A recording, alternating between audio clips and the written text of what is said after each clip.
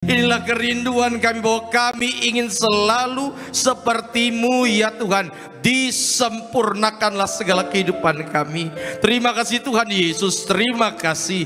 Siang hari ini kembali kami datang ke rumah-Mu yang kudus. Kami butuh Engkau ya Tuhan, kami butuh firman-Mu. Maka setiap kami yang datang terima firman-Mu, bahkan nanti akan bersatu dengan tubuh darah-Mu. Kami yang datang dengan segala beban, dengan segala sakit penyakit, dengan segala luka, biarlah pulang dari tempat ini bawa berkat, bawa sukacita sempurna. Terima kasih Tuhan Yesus, terima kasih. Kami buka hati kami, sambut berkat firman-Mu dalam nama Tuhan Yesus. Haleluya. Kita yang siap terima firman Tuhan, sama-sama katakan tepuk tangan yang meriah untuk Tuhan Yesus. Silakan duduk Bapak Ibu yang terkasih dalam Tuhan. Shalom. Belum seperti jemaat Betos biasa yang saya kenal. Sekali lagi shalom. Puji Tuhan. Coba lambaikan tangan, sama-sama bilang saya disayang Tuhan. Puji Tuhan. Kalau kita sadar kita disayang Tuhan, berkat itu otomatis. Sama-sama bilang berkat itu otomatis. 3, 2 ya. Makanya kita harus selalu dekat-dekat sama Tuhan. Dan hari ini saudara, saya akan lanjut dalam serial khotbah saya. Yang ikut serial khotbah minggu lalu lambaikan tangan. Oke, 23.000 orang.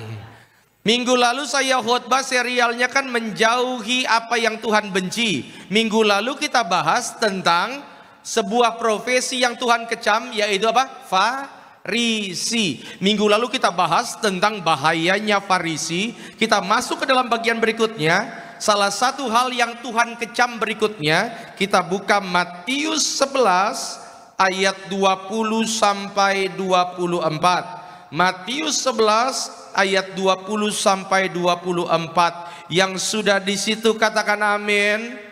Seperti biasa sebelum kita baca, angkat dulu Alkitabnya tinggi-tinggi, absen Alkitab tinggi-tinggi, termasuk Alkitab handphone, angkat saja, ikuti doa saya dalam nama Tuhan Yesus.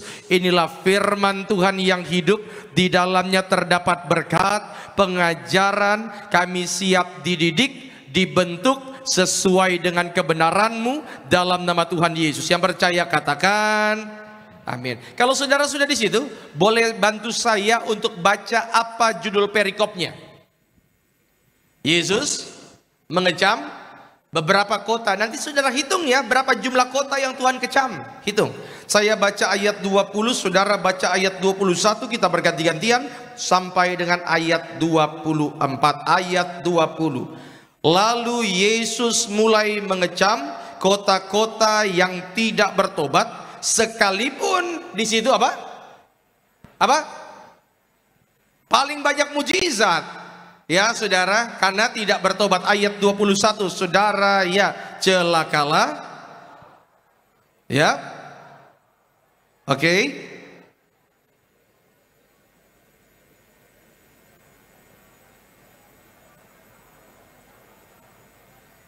Ada 2 tadi yang sudah disebutkan kan? Celakalah apa? 1, Korazim. Yang kedua, Betsaida. Tetapi aku berkata kepadamu, pada hari penghakiman tanggungan Tirus dan Sidon akan lebih ringan daripada tanggunganmu. 23. Ya, dan engkau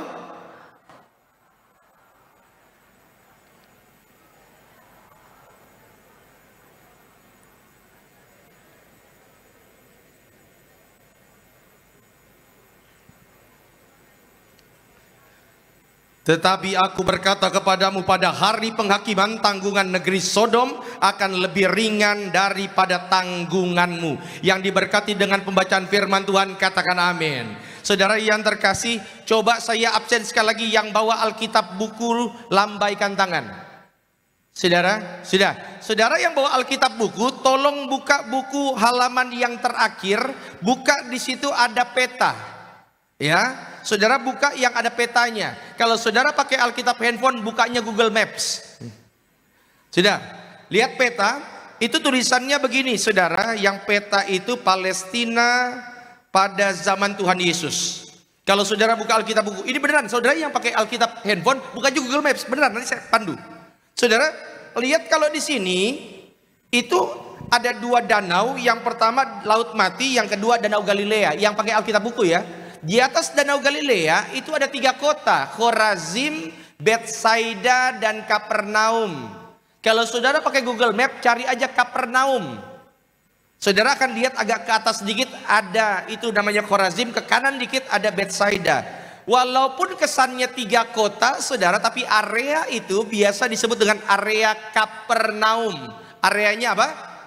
Kapernaum. Maka tema khotbah saya pada siang hari ini adalah Kapernaum yang dikecam. Apa tema khotbahnya? Kita akan belajar kenapa Tuhan mengecam Kapernaum ini. Saudara yang pernah pergi ke Israel, lambaikan tangan. Yang pernah. Puji Tuhan, banyak sekali di sini ya. Iya, yang pernah ya.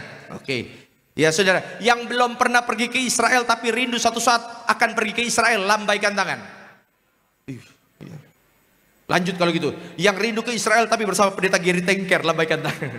Saudara, pokoknya ke Israel gitu kan. Nah saudara yang terkasih, kalau Bapak Ibu pernah ke Israel, pasti akan pergi ke sebuah kota namanya Kapernaum, betul ya? Dan saudara kalau masuk Kapernaum biasanya ada plang, tulisannya begini, Kapernaum, the town of Jesus, kotanya Yesus. Tapi saudara yang terkasih, di Kapernaum ini Tuhan kecam. Kenapa? Faktanya, slide silahkan. Saudara, ini kota-kotanya. Kapernaum yang sekarang, itu ada Betsaida, itu ada Khorazim.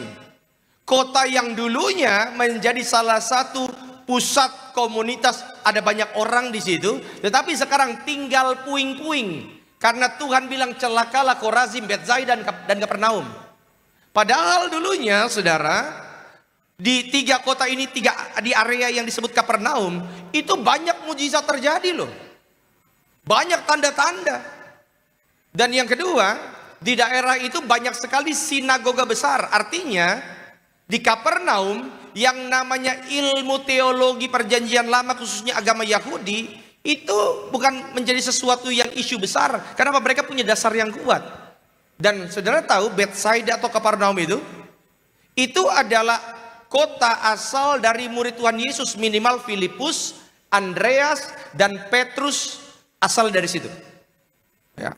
Makanya saudara yang terkasih, ini 3 kota. Coba lihat dulu semua ke depan. Yang Tuhan kutuk apa? Kotanya, betul? Tapi saya mau tanya, yang Tuhan kecam itu, Tuhan kecam kota tersebut karena kotanya jelek atau karena manusianya? Manusianya. Saudara ngerti apa yang saya coba sampaikan? Keadaan kotamu tergantung dengan perilaku masyarakat yang ada di dalamnya. Saya ulang ya. Keadaan kota engkau tinggal, kesejahteraannya bergantung daripada perilaku manusia yang ada di dalamnya.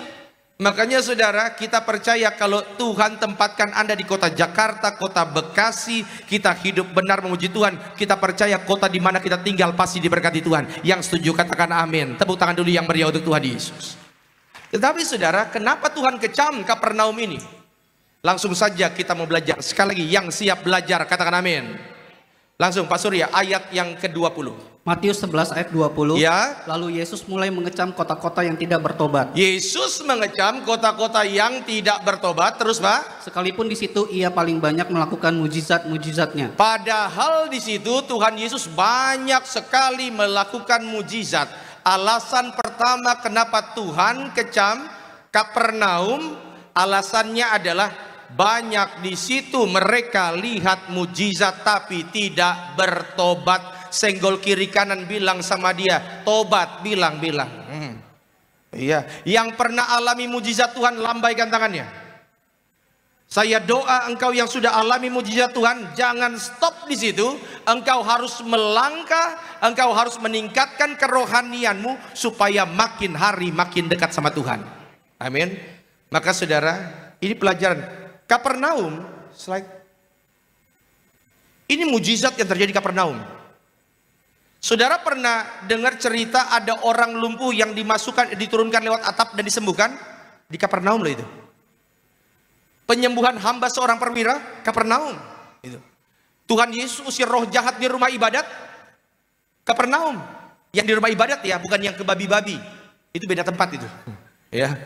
Menyembuhkan ibu mertua Petrus, Kapernaum. Makanya kalau saudara pergi ke Kapernaum nanti, lagi jalan-jalan, itu ada rumah mertua Petrus. Ya, kesembuhan anak pegawai istana Kapernaum. Tetapi ini saudara yang terkasih, kenapa Tuhan mengecam Kapernaum? Mereka lihat mujizat dan stop di situ, hanya terpukau dengan mujizatnya, tapi tidak lihat Tuhannya. Ini yang saya mau bilang saudara yang terkasih, jangan sampai engkau hanya terpukau tetapi tidak melihat yang membuat mujizat. Saudara, saya ambil contoh. Di sini siapa yang sampai saat ini masih dimasakin sama orang tuanya? Lambaikan tangan. Puji Tuhan. Ada beberapa yang lambaikan tangan dengan sukarela, ada beberapa orang yang lambaikan tangan karena dipaksa orang tuanya. Engkau boleh bilang makanan masakan orang tuamu itu enak, itu bagus, tapi bersyukurnya engkau jangan hanya atas makananmu, bersyukur juga untuk orang tuamu yang rela korbankan waktunya untuk siapkan makanan untukmu. Mudah-mudahan saudara nangkep. Ya. Artinya jangan cuma lihat karyanya, tapi lihat orangnya. Maka yang pertama saudara, pelajaran buat setiap kita, fokus pada Yesusnya, Sang pembuat mujizat. Jangan cuma fokus sama berkatnya, fokus pada Yesusnya. Karena selama engkau fokus pada Yesus, berkat itu otomatis nyampe kepada setiap kita. Sama-sama bilang, berkat itu pasti. Ya, tapi saudara harus fokus sama Tuhannya, kejar Tuhannya, bukan berkatnya. Ya, maka pertanyaan ini sering saya tanyakan. Bapak Ibu, jawab pertanyaan saya dengan cepat. Nanti pulang dari sini, saya kasih Anda dua pilihan. Pilih ya. Saya mau kasih Anda coklat atau pabrik coklat. Anda pilih mana? Bapak Ibu, tunggu. Ini contoh ya, contoh.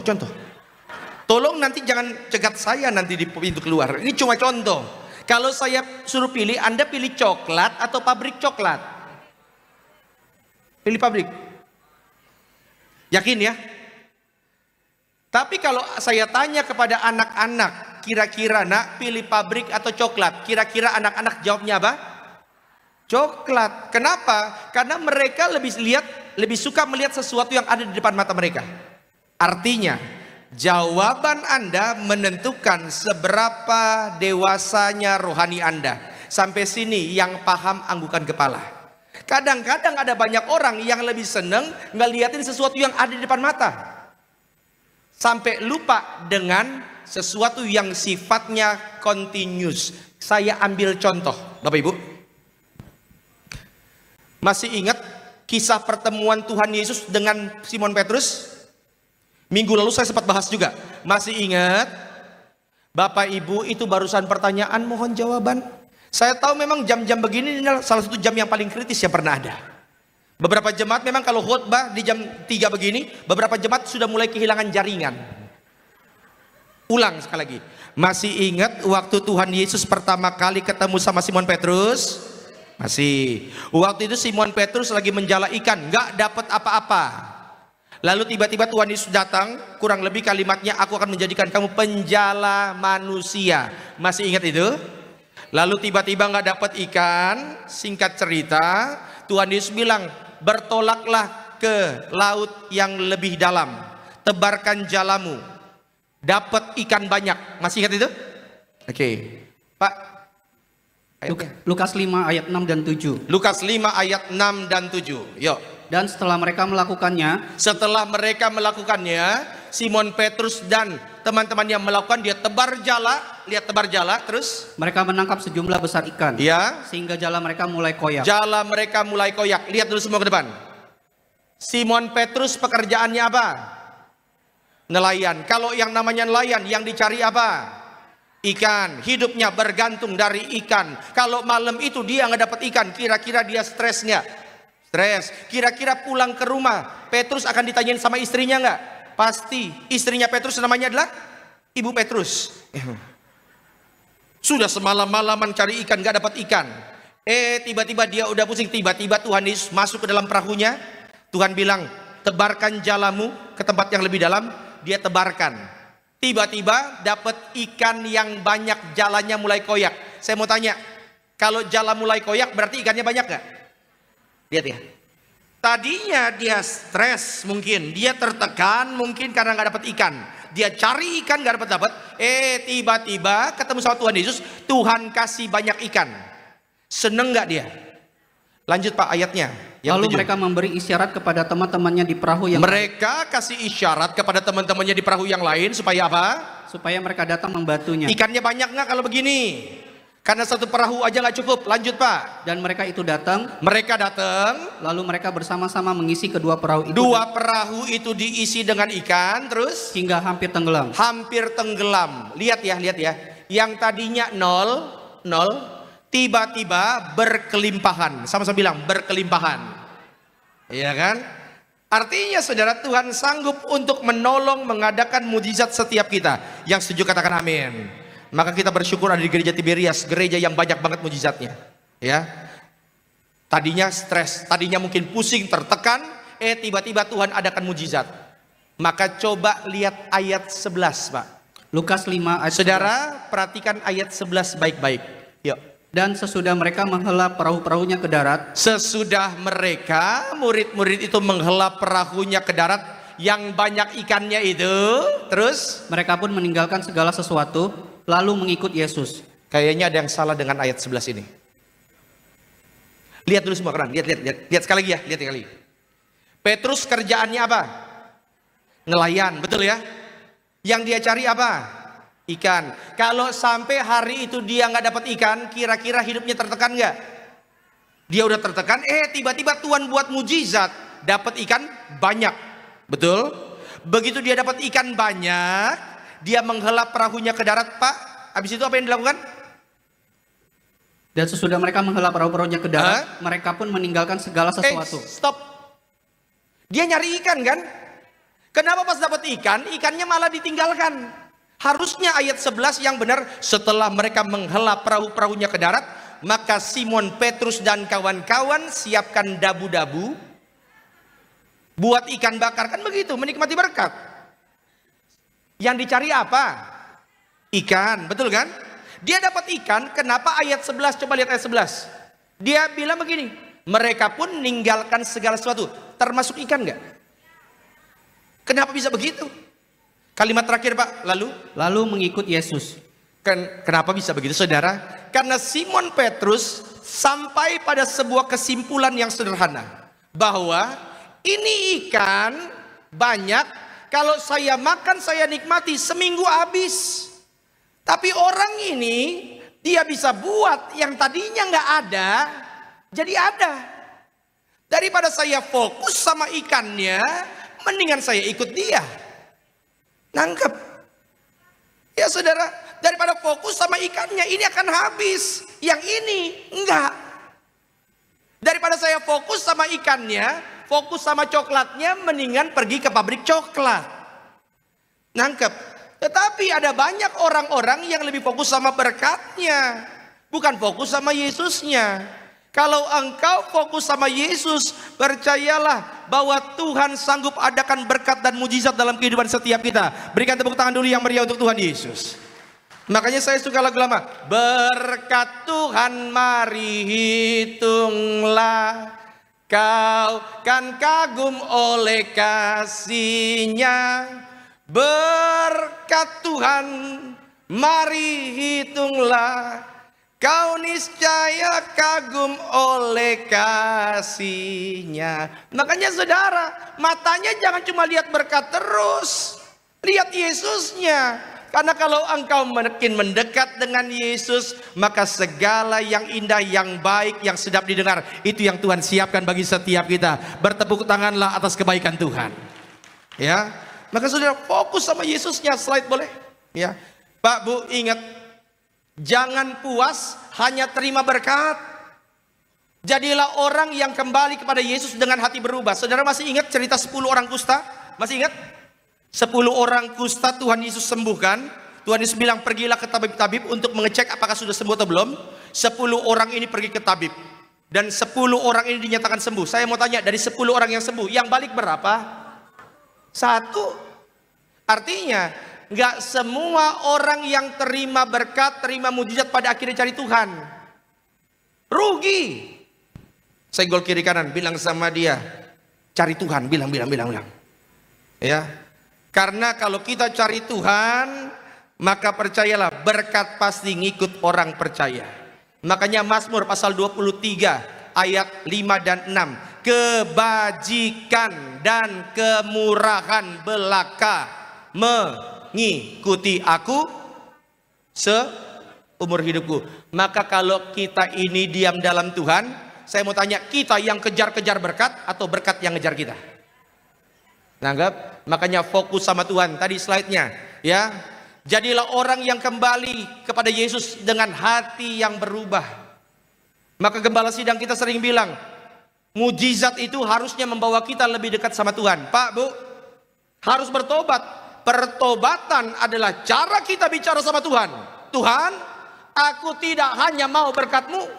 Tuhan, yang aku mau adalah Engkau sendiri. Karena kalau Engkau dekat denganku, itu lebih dari cukup. Itu sangat memuaskanku. Kenapa? Tidak ada pengalaman hubungan yang indah selain makin hari makin dekat dengan Tuhan. Makanya fokus sama Tuhan. Jangan seperti Kapernaum, mereka fokus sama berkatnya saja sampai-sampai lupa dengan pabrik coklatnya tadi.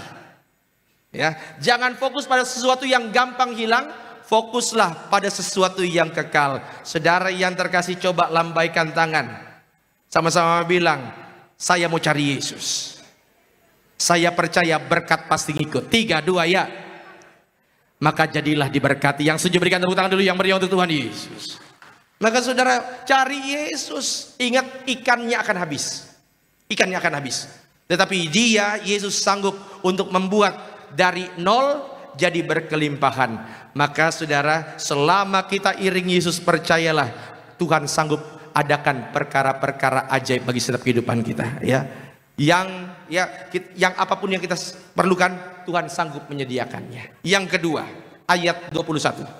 Matius 11 ayat 21. Ya, ini typo salah tulis Bapak Ibu yang di atas, tapi ayatnya itu benar. Ya, silakan 21. Celakalah engkau Korazim. Celakalah engkau Korazim.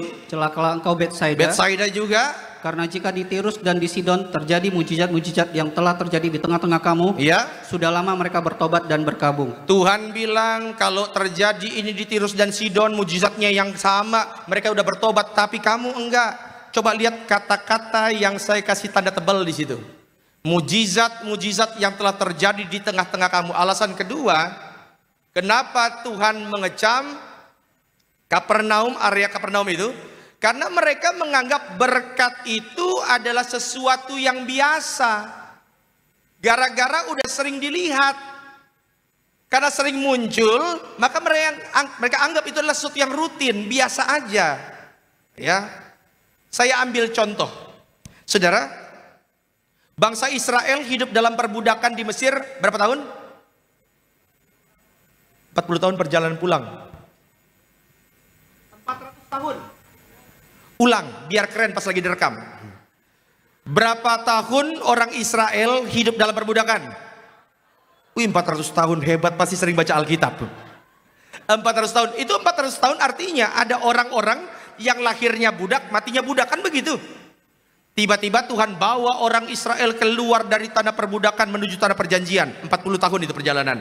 Waktu mereka keluar, orang Israel senang, mereka bernyanyi. Akhirnya mereka kelaparan. Waktu mereka kelaparan, saudara, Tuhan kasih seperti bulir-bulir roti. Namanya adalah mana. Waktu Tuhan kasih mana pertama kali, Pak, silakan Keluaran. Keluaran 16, 17, 18. Ya. Demikianlah diperbuat orang Israel. Ya. Mereka mengumpulkan, ada yang banyak, ada yang sedikit. Dia kumpulkan mana, ada yang banyak, ada yang sedikit. Ayat 18.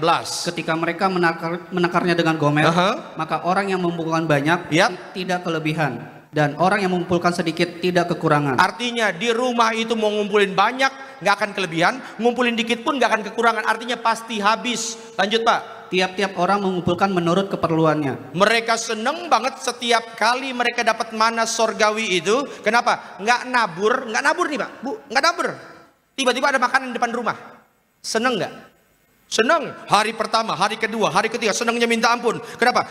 Setiap kali ada mujizat, setiap kali ada berkat. Tapi lama-kelamaan, lihat ini dia kelakuan orang Israel. Bilangan 11 ayat 6. Sudah bertahun-tahun ini yang mereka omongin. Tetapi sekarang kita kurus kering. Tapi sekarang kita kurus kering terus. Tidak ada sesuatu apapun. Nggak ada yang lain terus. Kecuali mana ini saja yang kita lihat. Sudah bertahun-tahun mereka ngeluh. Padahal awalnya senang. Cuma karena itu jadi rutinitas, tiap kali muncul, lama-lama mereka bosan. Mereka ngeluh. Ini yang saya mau bilang. Kadang-kadang Bapak Ibu, kita ini beberapa dari kita mirip-mirip sama ini. Saya ambil contoh. Bapak Ibu yang bekerja ya, bukan bisnis, yang bekerja, lambaikan tangan. Kerja di kantor. Ya. Saudara waktu pertama kali diterima bekerja, ya waktu lagi ngelamar, saudara kan pasti doa, Tuhan berkati saya supaya saya dapat pekerjaan ini, betul? Ya, dapatlah pekerjaan itu. Hari pertama kerja senangnya minta ampun, malam-malamnya doa terima kasih Tuhan untuk kebaikanmu. Hari pertama, hari kedua, hari ketiga, 7 tahun. Perasaannya masih sama, nggak usah dijawab, dipikirkan saja. Nangkep maksud saya? Apa yang dulu engkau anggap berkat, kok sekarang engkau anggap beban? Jangan begitu saudara. Kenapa kita bisa merasa seperti itu? Karena menganggap itu adalah sesuatu yang normal, biasa-biasa saja. Kadang-kadang kita ini saudara, baru sadar sesuatu itu penting kalau itu sudah diambil dari kita. Jangan tunggu diambil. Saudara, yang punya mobil, punya motor, masih ingat waktu hari pertama mobil motor itu nyampe di rumah? Ya, nyampe dia di rumah, mobil atau motor. Berapa hari sekali dicuci? Berapa hari sekali? Setiap hari.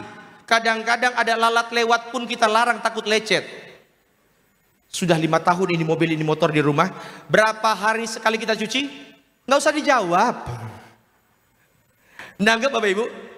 Inilah kita manusia kadang-kadang menganggap karena itu ada tiap hari, sampai-sampai kita anggap biasa aja. Ya. Tetapi sampai nanti mobil motor itu harus masuk bengkel 4 hari barulah kita sadar itu penting. Ini yang saya mau bilang Pak Bu, jangan tunggu sesuatu itu diambil dulu baru kita sadar itu penting. Ya. Jangan tunggu.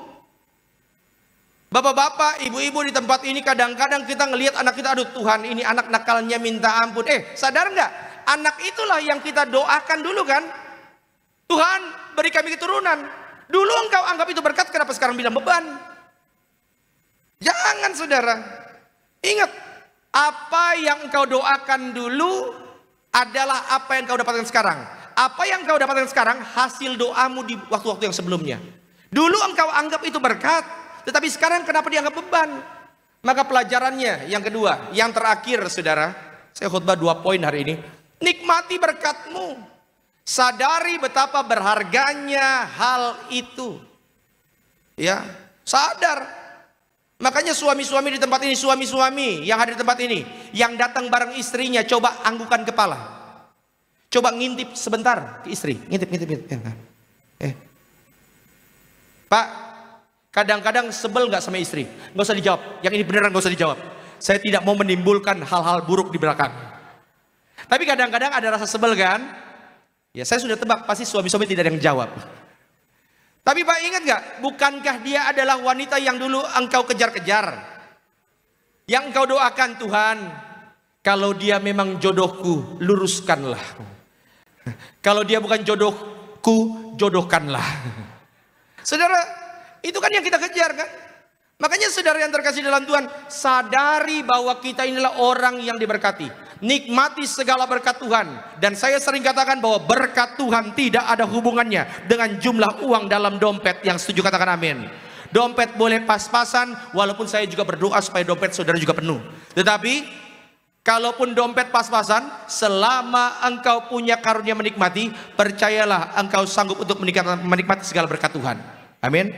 Pengkhotbah. Pengkhotbah 6 ayat 1 dan 2. Saudara, sebelum dibaca, pengkhotbah ini ditulis oleh seorang raja. Nama rajanya adalah Raja Salomo. Salomo itu menulis 3 kitab ya. Waktu dia muda sekali, kitab pertama yang ditulis adalah Kidung Agung. Makanya bahasanya ya dengan ciri khasnya Salomo. Waktu dia agak dewasa, dia tulis kitab yang kedua yang penuh hikmat, namanya Ya kan ini enak. Jangan sampai ada yang bilang kitab ada yang bilang Amos. Amsal itu penuh hikmat. Ketika dia sudah menjelang hari-hari akhirnya, dia tulis kitab yang ketiga, Pengkhotbah. Makanya dalam Pengkhotbah itu ada tulisan ayat bahwa kesia-siaan hidup semua seperti usaha menjaring angin. Ini ditulis setelah dia sangat tua. Saudara, pengalaman hidupnya Salomo ada sesuatu yang unik yang dia tulis. Pengkhotbah 6 ayat 1. Ayat 1. Ya. Ada suatu kemalangan yang telah kulihat di bawah matahari, ya, yang sangat menekan manusia, yang membuat manusia bisa stres, membuat manusia gampang khawatir. Apa itu, Pak? Ayat 2. Orang yang dikarunia Allah kekayaan, sama-sama bilang kekayaan, harta benda, sama-sama bilang harta benda, dan kemuliaan, sama-sama bilang kemuliaan. Ulang. Ada apa aja tadi? Kekayaan, terus dan sehingga, Pak, terus sehingga ia tak kekurangan suatu apapun yang diingininya. Tetapi orang itu tidak dikaruniai kuasa oleh Allah untuk menikmatinya, melainkan orang lain yang menikmatinya. Saudara ngerti maksudnya? Ada orang yang uangnya ada, kekuasaannya ada, dia mau apa aja bisa dia beli, tapi dia nggak bisa menikmati berkatnya. Dia kerja, karirnya naik, alasannya untuk bahagiain keluarga, tiba-tiba anaknya ajak, "Pah, yuk kita jalan-jalan." Lalu bapaknya bilang, "Ya sudah, kamu ditemenin sama mbak ya." Mbaknya nemenin dia jalan-jalan di mall. Saya mau tanya, yang kerja siapa? Yang nikmatin siapa? Nangkep maksudnya, Bapak Ibu? Maka saya benar-benar saya berdoa supaya engkau diberkati. Tetapi saya juga berdoa engkau punya karunia menikmati berkat Tuhan. Dan karunia menikmati berkat Tuhan tidak ada hubungannya dengan jumlah uang dalam dompet. Ya, saudara. Saya tutup dengan cerita. Saudara, ini cerita saya udah pernah ceritain beberapa kali. Tetapi saya senang sekali menceritakan cerita ini. Ini kisah bertahun-tahun yang lalu, saudara, di mana saya lagi ke Manado. Ya, sebetulnya Manado itu bukan kampung halaman saya cuma keturunan Manado. Jadi saya besarnya itu di kota Balikpapan, saudara.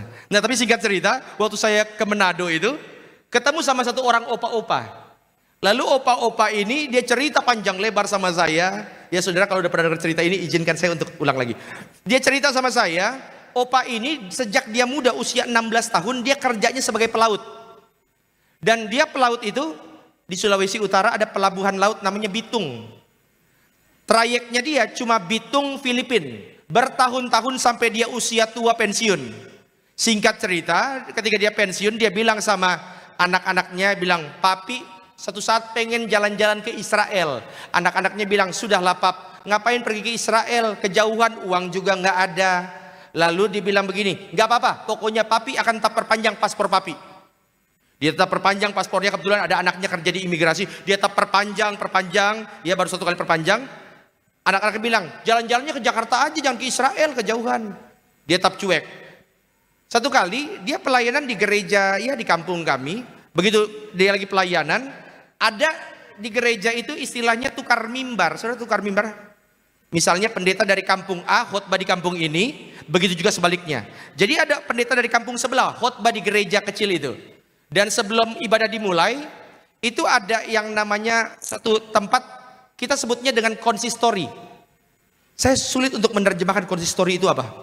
Tahu nggak konsistori? Tempat tunggu pendeta kali ya, gitu ya. Lalu sebelum ibadah dimulai, opa ini datang bilang, Pak pendetanya lagi agak pusing. "Pak pendeta, kenapa Pak pendeta pusing?" "Oh iya, karena saya lagi ada dilema." "Pak pendeta mau nggak saya buatin teh manis panas?" Akhirnya opa ini buatin teh manis panas. Pak pendeta minum teh manis panas. Lalu pendeta cerita, "Bulan depan saya ini harus jalan-jalan ke Israel." Terus kenapa? "Bukan cuma itu, Pak, tapi di bulan depan juga saya harus pulang ke Papua untuk urus warisan." "Kenapa Bapak?" Opa ini bilang, "Kenapa Pak pendeta urus warisan tapi pusing?" Orang kan urus warisan harusnya seneng, ini pusing. "Saya dilema, Pak, pilih warisan atau pilih jalan-jalan ke Israel." Lalu Pak pendeta pilih apa? "Ya, saya pilih warisan." Lalu dilemanya di mana? Pusingnya di mana? "Sayang ini Pak, tiket ke Israel. Ya, nggak ada yang pakai." Lalu opa ini bilang, "Ya sudah Pak pendeta, tawarkan saja sama pendeta-pendeta yang lain." Sudah Opa, saya sudah tawarkan ke pendeta yang lain. Yang jadi masalah adalah banyak pendeta yang saya tawarkan nggak punya paspor. Opa ini langsung berkata, Pak Pendeta, saya punya. Lalu pendeta ini bilang, Pak Pendeta, kalau gitu saya langsung urus ke bagian travel, saya ganti supaya Opa yang gantiin saya pergi ke Israel. Yang saya mau coba maksud, tanya, uang ada nggak? Enggak. Tetapi kalau engkau punya karunia menikmati, maka percayalah apa yang menjadi impianmu Tuhan sanggup untuk buat jadi nyata. Uang nggak ada Pak Bu, ke Israel cuma modal teh manis panas. Artinya kalau engkau bisa menikmati seluruh berkat-berkat Tuhan, engkau lihat karunia yang luar biasa tercurah atasmu, engkau menikmati bersyukur atas segala berkatnya, maka percayalah apa yang tidak pernah engkau pikirkan, apa yang tidak pernah telingamu dengar, apa yang tidak pernah matamu lihat, justru itulah yang Tuhan siapkan bagi setiap kita. Yang setuju berikan tepuk tangan dulu yang meriah untuk Tuhan Yesus. Saya undang worship leader, pemain musik. Makanya saudara yang terkasih, bersyukur untuk segala berkatmu. Slide penutup boleh Bapak Ibu. Banyak orang baru sadar berharganya berkat setelah itu diambil darinya. Jangan tunggu itu diambil. Jangan tunggu. Rekan-rekan muda, ingat ya, ingat ini. Ya, engkau mungkin bilang bahwa orang tuamu cerewetnya minta ampun, tapi percayalah kata-kata saya. Nanti bertahun-tahun di depan, engkau akan rela bayar berapapun demi supaya engkau dimarahin lagi sama orang tuamu. Karena mungkin ketika momen itu nyampe, orang tuamu dipanggil Tuhan. Buat di sini para orang tua, engkau mungkin lihat kayak anak-anakmu kok kayaknya aduh nakalnya minta ampun. Pak Bu percaya sama saya, nanti ketika anakmu sudah berkeluarga, engkau rela Pak ngelakuin apapun supaya engkau masih bisa gendong anak-anakmu lagi. Jangan pernah sia-siakan berkat yang Tuhan sudah kasih. Banyak orang baru sadar berharganya berkat setelah itu diambil daripadanya. Tuhan ingin kita membuka mata sejak sekarang, bukan nanti setelah kehilangan. Karena apa? Yang kita sebut biasa, bisa jadi itulah anugerah terbesar dalam hidup kita. Engkau bilang bahwa ini biasa, tetapi percayalah itu akan jadi berkat yang luar biasa untukmu. Nikmati segala berkat Tuhan. Jangan seperti orang-orang di Kapernaum, mereka anggap biasa ini mah diberkati biasa. Tetapi ingat, sadar bahwa kalau engkau berhenti sejenak, engkau lihat orang-orang sekitarmu, engkau akan sadar betapa kita sangat diberkati Tuhan. Yang setuju berikan tepuk tangan dulu yang meriah untuk Tuhan Yesus. Mari saudara, saya simpulkan. Yang pertama, fokus cari Tuhan. Lihat Tuhan aja, jangan yang lain. Yang kedua, nikmati berkat Tuhan. Sadar bahwa semuanya itu sangat berharga, semuanya itu asalnya dari Dia. Tuhan Yesus memberkati setiap kita. Angkat tangan kita angkat pujian ini, ku naikkan syukurku buat hari yang Kau beri. Angkat tangan kita di depan Tuhan, ikuti doa saya dalam nama Tuhan Yesus. Siang hari ini kami mau buka mata kami dan menyadari betapa kami sangat diberkati Tuhan. Terima kasih Tuhan Yesus. Haleluya. Turunkan tangan kita. Mungkin Tuhan ajarkan kita melalui peristiwa di Kapernaum supaya engkau sadar, engkau boleh rehat sejenak, engkau lihat orang-orang sekitarmu, betapa orang-orang sekitarmu adalah bukti betapa engkau sangat diberkati Tuhan. Apa yang dulu engkau doakan, sekarang engkau anggap beban, kan aneh. Engkau dulu berdoa supaya dapat pekerjaan ini kan? Engkau dulu berdoa supaya dapat keluarga ini kan? Engkau dulu berdoa untuk menikmati semuanya ini. Tapi sekarang kenapa engkau anggap itu beban? Pak Bu, ingat anak-anakmu bukan beban. Rekan-rekan muda, ingat orang tuamu bukan beban. Ada momen di mana nanti engkau akan berharap, berdoa sampai teteskan air mata supaya momen itu bisa kembali lagi. Tetapi ada momen di mana ada hal-hal yang tidak bisa diulang. Maka saudara, coba engkau ingat wajah suami, istri, anak-anakmu. Sadarlah bahwa engkau sangat diberkati Tuhan. Jangan tunggu sesuatu itu diambil dulu baru engkau sadar engkau diberkati. Maka biarlah segala hal yang nikmat yang Tuhan sudah kasih, engkau boleh rasakan, engkau boleh nikmati, untuk menyadari bahwa kita disayang Tuhan sempurna. Izinkan saya berdoa untuk setiap saudara. Tuhan, lihat anak-anakmu yang siang sore hari ini datang. Kami datang kepadamu Tuhan. Kami sudah rasakan banyak berkat, Tetapi hari ini kami mau belajar fokus padamu. Kami mau lihat Engkau di balik semua berkat yang kami rasakan, Engkau di balik semua mujizat yang kami rasakan. Dan kami mau menikmati, kami mau bersyukur untuk segala apa yang Tuhan sudah beri dalam kehidupan kami. Kami percaya Tuhan, semakin kami bersyukur, semakin banyak hal indah yang Tuhan tambahkan dalam kehidupan kami. Terima kasih Tuhan Yesus, terima kasih. Yang berdoa, yuk kita bangkit berdiri di hadapan Tuhan. Kita akan masuk perjamuan kudus, menyatu dengan tubuh darah Tuhan Yesus. Sama-sama kita mengucap syukur buat kebaikan Tuhan. Berterima kasih buat anugerah Tuhan bagi setiap kita. Yesus, Kau telah mati bagiku, bangkit bagi setiap kami. Yesus, Kau telah mati bagiku, hapus dosaku. Yesus, Kau telah bangkit dari maut, beri kemenangan. Tubuh, mari bersama-sama kembali kita bangkit berdiri. Kita masuk perjamuan kudus, menyatu dengan tubuh darah Tuhan Yesus.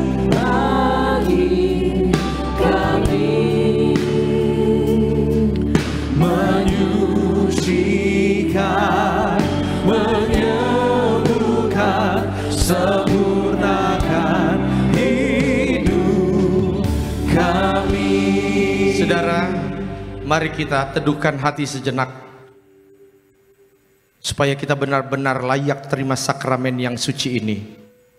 Kita berdoa. Kembali kami datang menghadap meja perjamuan sucimu, dengan tubuh darah Tuhan di tangan kami, yang adalah bukti bahwa setiap sakit penyakit sudah disembuhkan, setiap kuk belenggu sudah dipatahkan. Kami angkat tubuh darah-Mu dengan mengucapkan nama-Mu yang kudus, nama Tuhan Yesus Kristus, yang adalah Imam Agung dari setiap pengakuan iman yang kami ucapkan. Mari saudara, kita angkat roti di atas kepala. Sama-sama kita katakan, dalam nama Tuhan Yesus, dengan ucapan syukur kami terima, inilah roti yang turun dari sorga, ini tubuh Kristus yang tertikam, tertombak di atas kayu salib. Pertama, yang beri kami keselamatan dan hidup kekal dalam kerajaan sorga. Yang kedua, menyempurnakan agar tubuhku sehat, sempurna, jiwa rohku dibangkitkan pada akhir zaman. Tubuh Kristus yang tertikam, tertombak, terkapar di atas kayu salib menggantikan kami, agar kami bersama keluarga tidak terkapar di meja operasi, di ruang ICU, tidak lumpuh, tidak pikun, tidak koma, tidak terkapar karena sakit penyakit. Bersama keluarga kami tolak sakit kanker, tumor, stroke, leukemia, Alzheimer, Parkinson. Kami tolak dalam nama Tuhan Yesus. Dengan ucapan syukur kami terima, inilah tubuh Tuhan Yesus Kristus.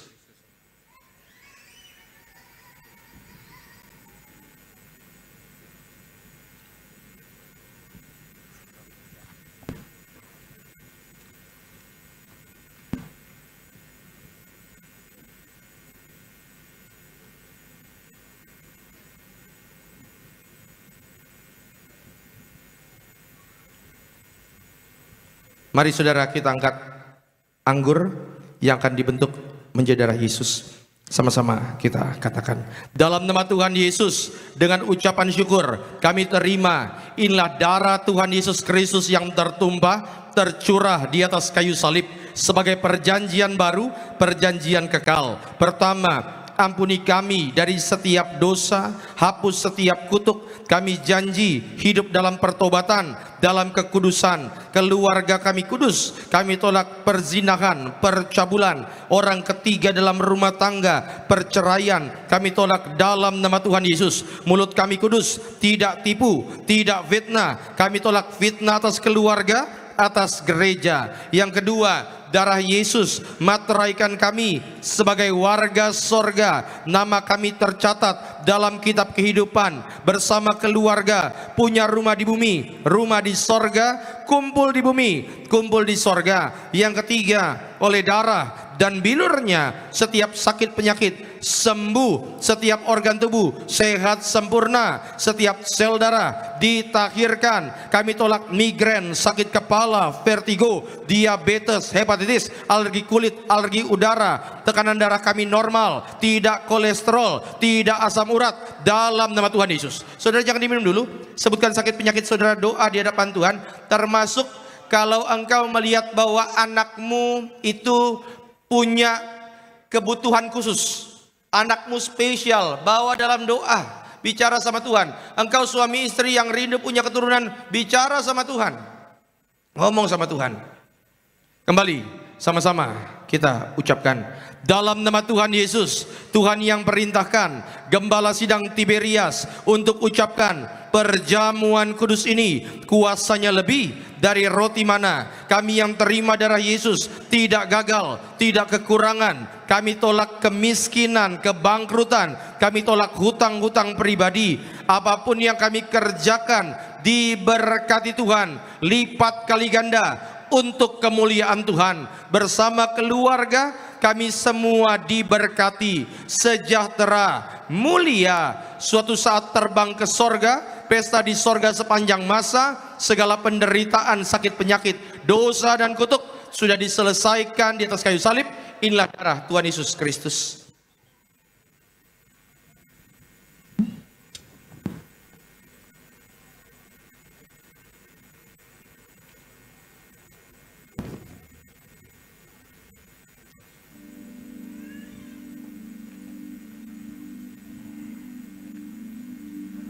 Saudara yang bawa botol minyak urapan, saudara boleh angkat botolnya.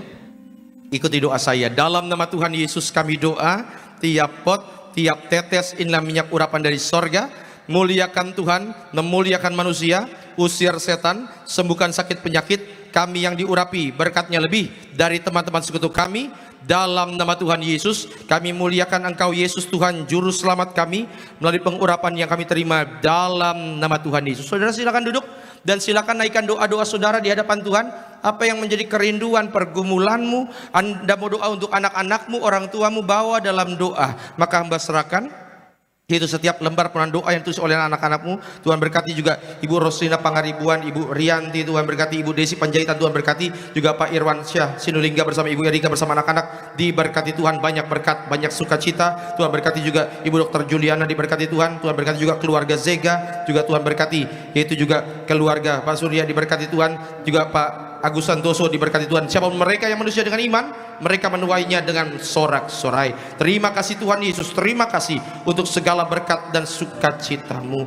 Setiap suami yang hadir, biar Tuhan urapi mereka menjadi kepala rumah tangga yang kudus. Boleh ajarkan anak-anak mereka tentang Kristus, sehingga mereka semua kumpul di bumi, kumpul di sorga. Setiap istri diurapi menjadi penolong yang sepadan, setia, tiang doa dalam rumah tangga. Berkati bahkan setiap single parent, mereka yang membesarkan anak-anak seorang diri tidak pernah akan kekurangan. Berkati setiap jemaat lanjut usia, Tuhan berkati mereka panjang umur, sehingga mereka boleh lihat anak cucu mereka hidup dalam berkat-berkat Tuhan. Berkati bahkan setiap rekan-rekan muda yang bekerja, berkuliah, bersekolah, bahkan sedang berusaha mencari pekerjaan. Biar Tuhan yang memberkati. Kami pegang janji firman Tuhan bahwa orang benar tidak pernah akan ditinggalkan Tuhan. Anak cucu orang benar tidak pernah akan minta-minta roti. Terima kasih Tuhan Yesus, terima kasih. Saudara tetap duduk, angkat tangan sejenak, ikuti doa saya. Dalam nama Tuhan Yesus, sesuai Mazmur 23, Engkau mengurapi kepalaku dengan minyak, pialaku penuh melimpah. Kebajikan dan kemurahan belaka mengikuti aku seumur hidupku, dan aku akan diam dalam rumah Tuhan sepanjang masa. Turunkan tangan kita. Terima kasih Tuhan Yesus. Kami berdoa untuk Gembala Sidang Gereja Tiberias yang kami kasihi, Ibu Pendeta Darniati Pariaji, berkati selalu ekstra kuasa, ekstra mujizat dalam pelayanannya. Tuhan berkati selalu bersama keluarga, anak menantu cucu. Berkati para pemimpin gereja kami, Bapak Pendeta Argo Pariaji, berkati selalu, sayangi selalu dengan segala program-programnya. Bapak Dr. Aristo, Tuhan berkati juga setiap langkah-langkahnya, bahkan setiap hamba Tuhan yang mengambil bagian pelayanan pada sesi sore hari ini. Koordinator Pak David Raharja, Tuhan berkati bersama keluarga, yaitu juga hamba bersama keluarga, juga bersama tim. Tuhan berkati setiap juga worship leader. Tuhan berkati Bung Sony, diberkati Tuhan, terus Tuhan angkat naik. Juga Evangelis Richard, Tuhan berkati, Tuhan sayangi bersama keluarga, rekan-rekan pemain musik, rekan-rekan singer, rekan-rekan choir, pasangan suami istri yang melayani, tim media. Apapun yang kami kerjakan ya Tuhan, semua kami kerjakan untuk kemuliaan-Mu. Terima kasih Tuhan Yesus, terima kasih. Dan biarlah segala doa yang kami naikkan ini, kami tutup dengan doa yang Tuhan ajarkan kepada kami. Bapa kami yang di sorga, dikuduskanlah nama-Mu, datanglah kerajaan-Mu, jadilah kehendak-Mu di bumi seperti di sorga. Berikanlah kami pada hari ini makanan kami yang secukupnya, dan ampunilah kami akan kesalahan kami, seperti kami juga mengampuni orang yang bersalah kepada kami. Dan janganlah bawa kami ke dalam pencobaan, tapi lepaskanlah kami daripada yang jahat, karena Engkau yang punya kerajaan dan kuasa dan kemuliaan sampai selama-lamanya. Tiberias Tuhan, bangkit berdiri, arahkan hatimu. Terimalah berkat yang diucapkan dalam nama Bapa, Putra, dan Roh Kudus. Tuhan memberkati engkau dan melindungi engkau. Tuhan menyinari engkau dengan wajahnya dan memberi engkau kasih karunia. Tuhan menghadapkan wajahnya ke hadapanmu dan memberi engkau shalom, damai sejahtera, di dalam nama Tuhan Yesus Kristus. Haleluya. Kita yang diberkati Tuhan sama-sama katakan selamat hari Minggu, Tuhan Yesus berkati.